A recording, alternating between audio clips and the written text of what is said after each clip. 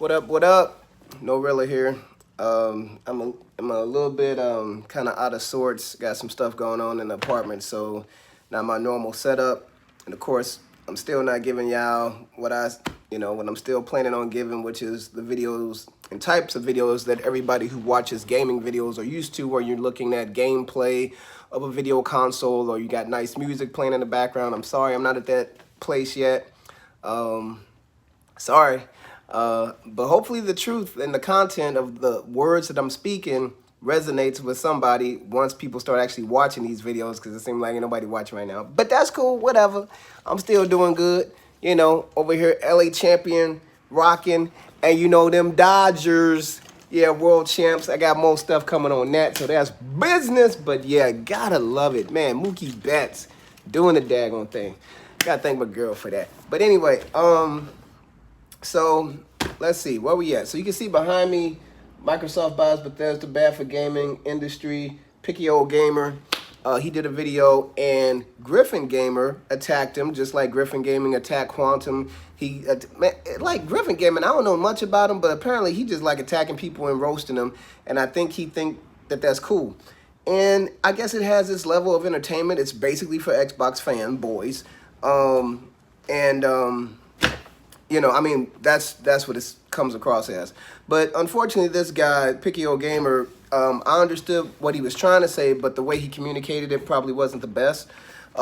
So I am going to give my own take on what he's trying to communicate, because he's saying Microsoft buys Bethesda and it's bad for the gaming industry. I think, unfortunately, he did a really bad job of expressing himself in regard to that. Now, in my opinion, after doing more research and, looking up things about Microsoft as a company, educating myself on their history, things that I knew and didn't know, and kind of putting it all together, it kind of makes sense for somebody to say that Microsoft buying Bethesda isn't necessarily good for the gaming industry or good for the gaming consumer.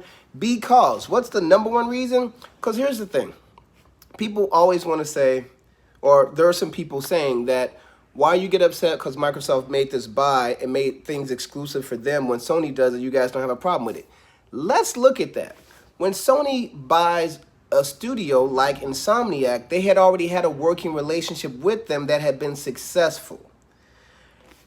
That has been so, and you can check and do your own research and history, come to me with the facts of your rebuttal, but Sony has a proven track record of making good games with the company first before acquiring that company.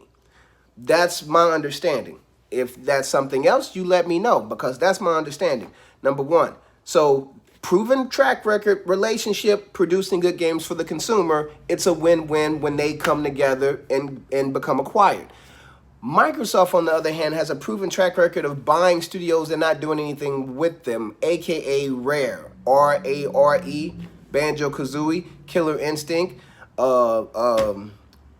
Conquer, all those other games from the Nintendo days that we all loved, really good games. They had it on the 360 and it went like they didn't, like there was a Killer Instinct game on the Xbox One. I didn't even know about it. I didn't even know it existed. Now, that could be because I'm not in the Xbox community and don't play Xbox One this current generation or whatever, or now going to be the last generation. But if it was really good, I would have heard about it. Because when the game's really good on Xbox, everybody eventually hears about it if the game is really good. Only reason I even hear about Killer Instinct is when they mentioned that they bought Rare and didn't do anything with it, and they started naming the games that was under that brand. And Killer Instinct was my favorite fighting game. So, sucks for me as a gamer that I don't even get to experience that, because I'm not going to buy that console just to play that one game. Especially if I'm not even hearing that it's that good of a game. And it could be, because everybody's got a different opinion.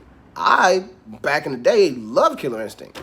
And would have loved to have seen it mature and grow from generation to generation to the new consoles. I would have loved to see what it played like, or what it was like on a PS4, or if I was into an Xbox One, but that wasn't my thing. So, anyway, so as far as I'm concerned, you can definitely make an argument that Microsoft acquiring and purchasing Bethesda is not a good move because they don't even have a good track record of doing well once they acquire another company. Number one. Number two, they don't even have a good track record with their own games and their own studios. They have Halo is their flagship. Halo is to Microsoft as Mario is to Nintendo, and out of the many iterations of that platform, Halo, there are at least 3 or 4 that Xbox's own Halo community thinks is trash.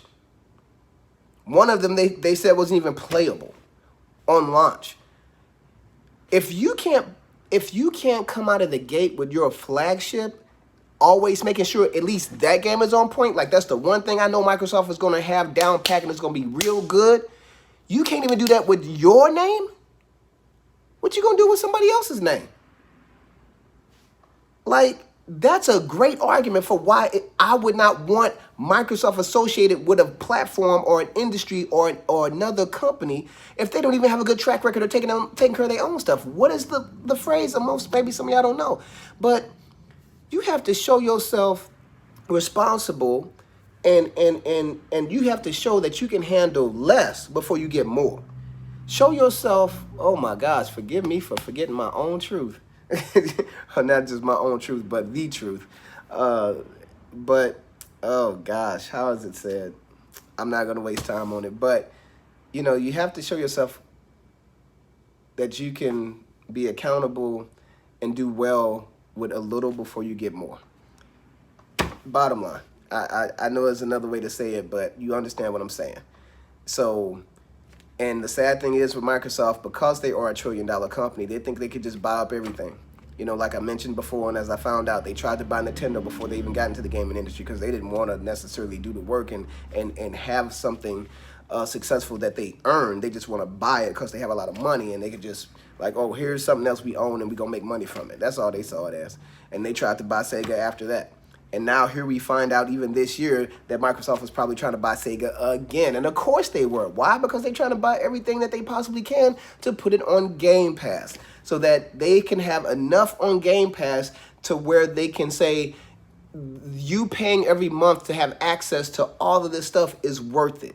When the reality is, do you have a life? How many hours of gaming are you going to play? Like, seriously. Like, I get it. I'm of another generation like this dude. We not the young bucks. We not playing Call of Duty and all these other first-person shooters on your phone or your tablet. Really? Nah, bro. No, if I ain't playing it on a big screen, like, nah, bro. It just ain't me. It ain't for me.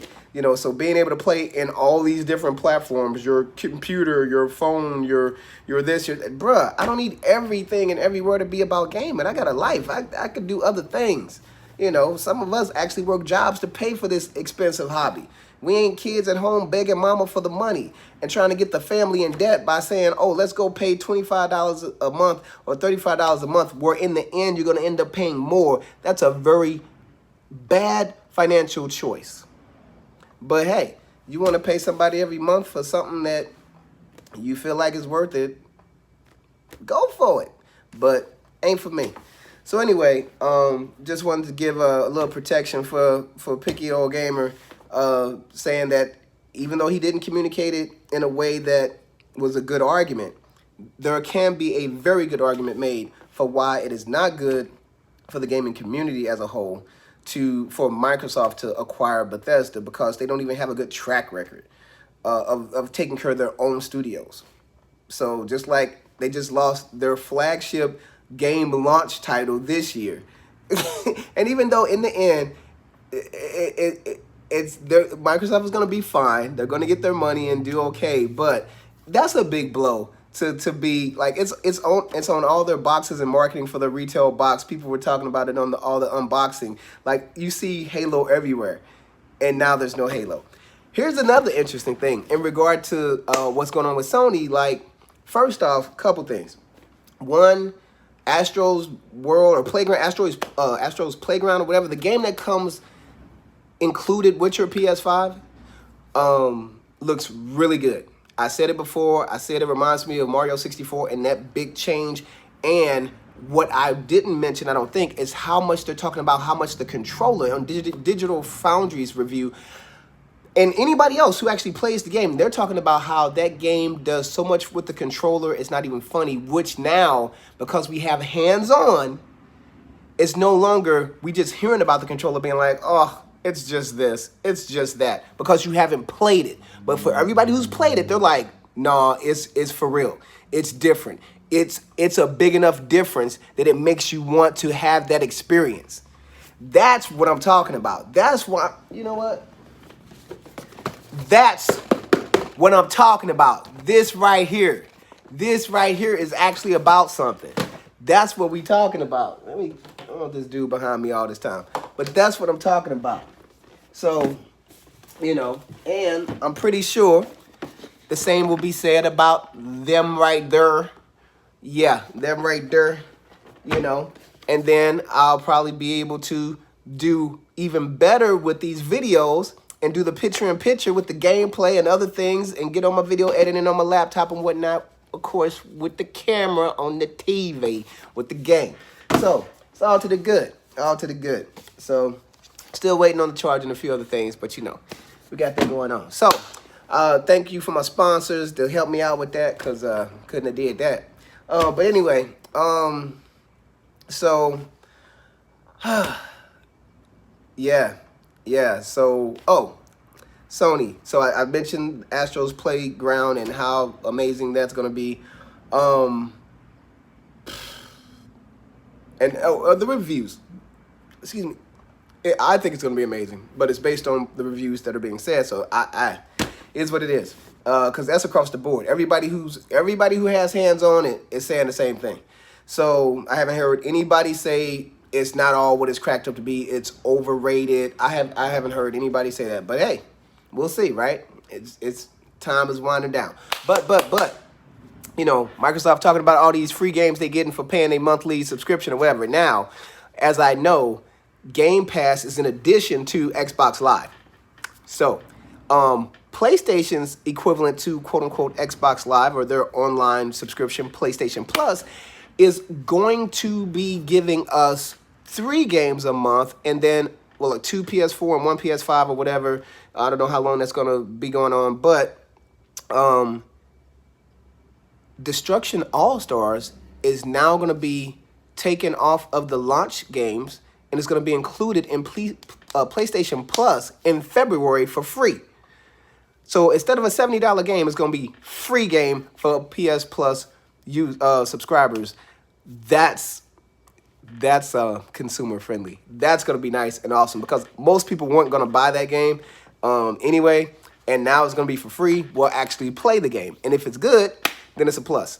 So the other thing is, so that's, you know, 2 brand new PS5 kind of games or whatever, because I think it'll be cross-gen, I think. Not that it matters to me. It's gonna play better on the PS5. Anyway, also, what else? Something else got of course, Cyberpunk got pushed back, irrelevant. I heard some stuff about Legion, whatever, that other game. Not worried about that. But anyway, just good news as far as the PS Plus and all the new titles that are going to be available to download. There were like 20 new games, like basically all of the like #1 games that was on the PS4 is going to be on PlayStation Now, or not PlayStation Now, PS Plus. PlayStation Now is the other thing. Anyway, because I'm not worried about playing the old games, especially ones I already bought and paid for and own. I don't need a subscription to play games I already own. I just play the games I own. So anyway, so that's about it for now, man. I like I said, I'm in the middle of some stuff. I got some issues going on that I got to deal with because there was a leak, and so that's why everything's kind of moved and changed. So, and all my stuff is gone. But time is winding down. So won't be long now, and we'll see. We'll just see. So that's 15 minutes of fun, kind of, sort of, not really, but hopefully I get some more views or whatever. If not, hey, eventually, once I start doing, you know, everything with the games, I'm sure I'll end up with more views because there'll be videos and people want to see what the game look like and all that. So, hey, because I know y'all don't want to see me. Y'all want to see the game because it's about the games, right? Yeah. See, I could go on that again. Games. It's about the games. Anyway, we'll talk about it later. I'm done.